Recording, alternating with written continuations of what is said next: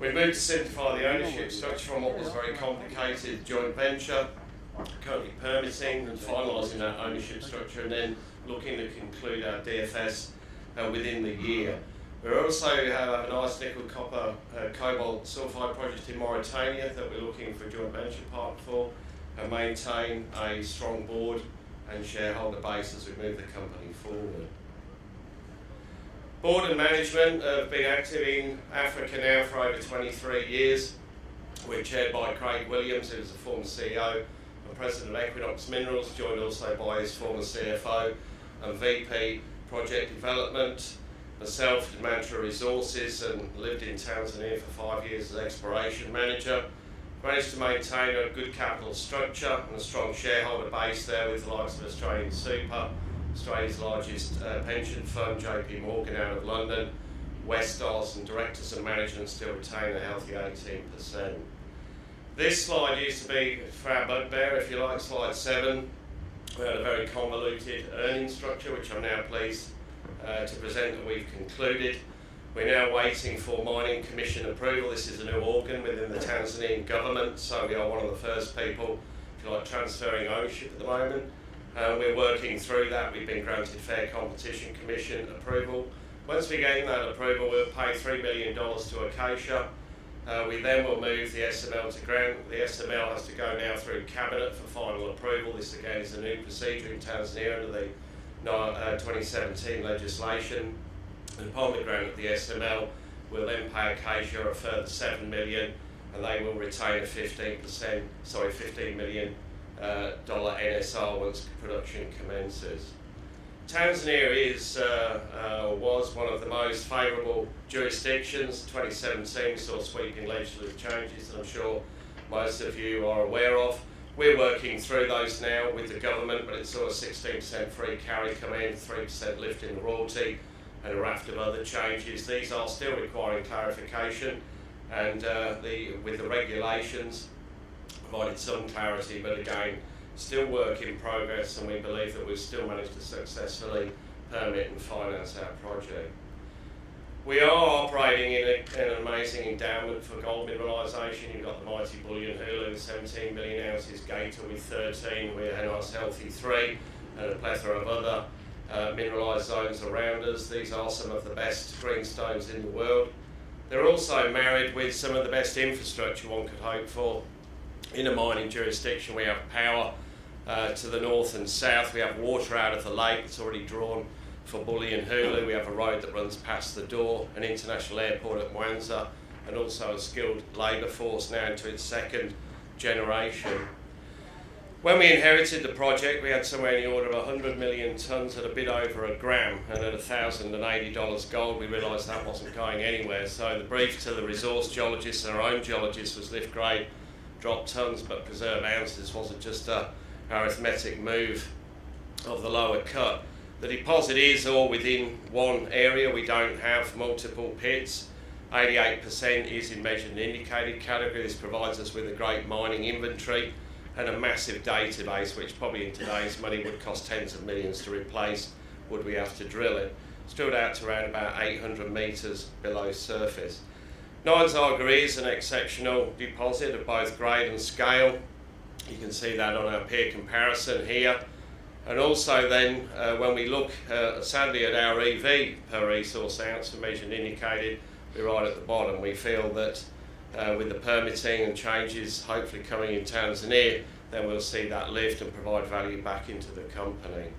When you look at the asset itself, the PFS delivered over 200,000 ounces a year over 12 years, represented in the bar graph here, and a series of peer comparisons, the blue line being for Cola, the gold one underneath being Gold Road Resources, both discoveries of the last boom, but you can see that Nyanzaga gives everything a good run for its money there. In terms of the deposit, it outcrops at surface, and we propose at the moment both an open pit and underground development to exploit that. You can also see it has a very healthy ounces per vertical metre at 4,200, peaking at around about 11,000. The idea is obviously to capture that high-grade material down at the bottom as a part of an underground. Pre-feasibility study was concluded now over nearly 2 years ago. presented a very healthy strip ratio, very healthy all-in sustaining costs, and roughly a capital number of $287 million. The open pit, very simple, 450 metres deep currently, big pit, big kit, keeps the mining costs down.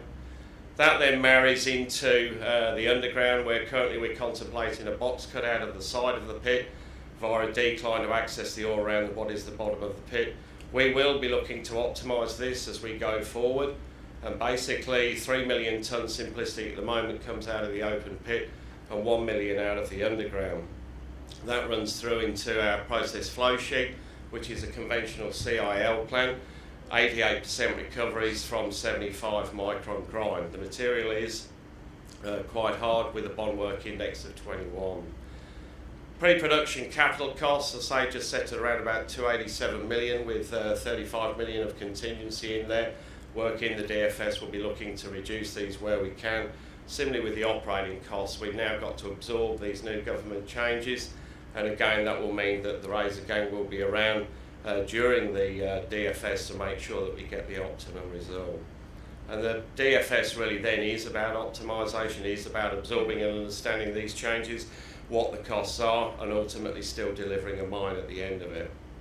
In terms of permitting, we have quite a healthy land holding. We've got over 200 square kilometres around Nyanzaga. You can see the red there, that is the SML application. We're currently moving through on this. It has been recommended for approval on the Mining Commission website, and we make that wait for that final approval for the change of ownership before it's moved before Cabinet and ultimately hopefully granted. In terms of our CSR and stakeholder engagement, we take this very seriously. We work at all levels with the community. This starts at site clearly with the local schools, where we build classrooms, latrines, so on and so forth. Those school children also help us reforest around the area where we've seen denudation of the local flora due to the charcoal manufacturers. We've also got our own footy team, the mighty Orecorp United, which until December was undefeated in the local league. And something that we take very seriously, it galvanises the community, and we look forward to working with the community as we deliver the mine. Going forward, organic growth opportunities sit within that 200 square kilometres of greenstone belt that we've acquired with the project. Numerous prospects there. The Balulu project 6 kilometres south of Nyanzaga, where we completed quite a reasonable drill program in late 2017. Some nice healthy results there. We see these as opportunities to build further mineralisation that we can potentially mine in the future. Jumping across the continent now to Mauritania, where we, from grassroots, identified a nickel, copper, cobalt project out in the desert. We then followed that up with a lot of geophysics, a lot of geochemistry, and finally put some holes into it. Intersected what was quite significant nickel, copper, cobalt mineralisation. You can see there how this thing lights up with EM, the Anomaly 5, which started us off in the area, and then the Adorsa project and a prospect and a series of other ones. Most of these remain untested. This does represent an opportunity for both a bulk tonnage and a higher grade type system, and we're now currently looking for a joint venture partner on this as we move forward with Nyanzaga. Not only do we obviously work hard at Nyanzaga and out in the desert there, we're continually looking to grow the business through identification of new business opportunities, and this is something that we keep moving forward with, and any opportunity that we identify that can add value to our project, to our company, then we'll seriously look at. So just to wrap up on Orecorp, we've been moving steadily forward. Things are slow in Tanzania, but we are making steady progress. We've now resolved the ownership issue. We're working with the government to finalise that. We've got a fantastic project, probably one of the best undeveloped in Africa, a robust cash position, and hopefully some exciting news coming out of Mauritania as we introduce a joint venture partner. Thank you very much for your attention.